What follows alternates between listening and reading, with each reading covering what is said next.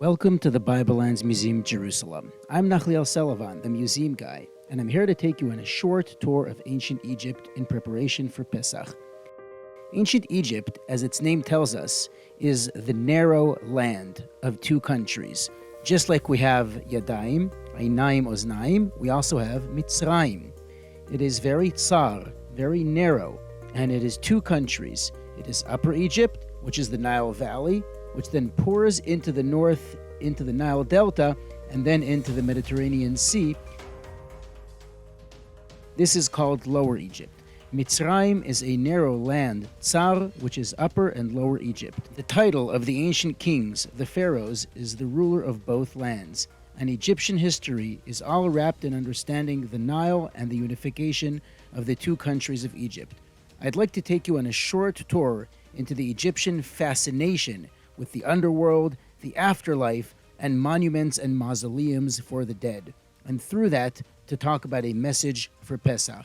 We're going to begin our tour here in the Bible Lands Museum by going to Giza and the Great Pyramids in the necropolis, the city of the dead, which is right between Upper and Lower Egypt in Giza. Let's go.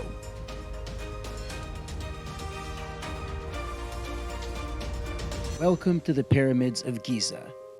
The Pyramids of Giza are inside an entire city, which is a necropolis, a city for the dead, with many dozens of mastaba tombs, smaller pyramids, shrines for the dead, places for bringing offerings for the dead. The Great Pyramids of Giza are actually tombs for the pharaohs. This is all very important to us because the Egyptians were obsessed with the dead beyond anything we can imagine in our modern society. I would like to continue with you this journey into the afterlife as the Egyptians envisioned it. When the dead person left their body, the spirit of the dead person, the Ka, the Ba, as they call it, would have to stand before the god of the underworld, Osiris, in judgment and pass a series of tests. And this most important test is called the weighing of the heart, which is seen here in this fragment, and it's part of a fuller picture that is very well known from ancient Egypt. Now, Osiris, the god of the underworld, is overseeing the weighing of this person's heart, which is inside a jar on a scale, weighed against Ma'at, or the feather of justice and order. And that means that the person is weighed based on their actions and deeds. This entire judgment is being orchestrated as well by Anubis, who is the god of death. He's a jackal, he's a wild dog, the kind of animals that hang out near cemeteries.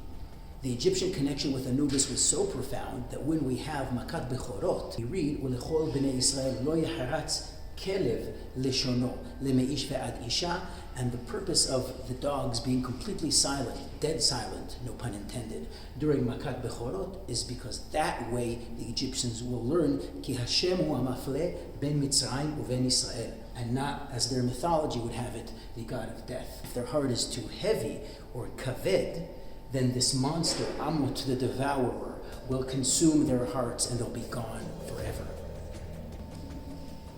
And that is why the judgment of Osiris is such an important part of Egypt, because it tells us about Paro, it tells us about his heaviness of his heart, which means evil. It tells us about Anubis, which has to do with Lo Yecheratz Kelev Leshono, and it tells us so much about the Egyptian fascination with death and with the afterlife.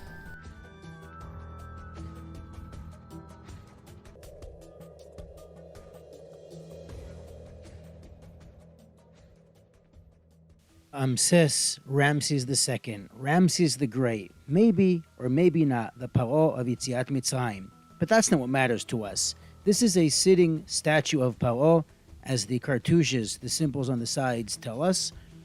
It also tells us that he is the ruler of two lands, all of Egypt, and just as in the world of Egypt, the Nile is divided into two lands, ruled by one king, Paro, so too the world is divided into the upper world of the living and the lower world of the Duat, of the dead, ruled by Horus, who Paro manifests in his life. And all of Egyptian mythology is intertwined with the geography of the Meitzarim, the two lands of ancient Egypt.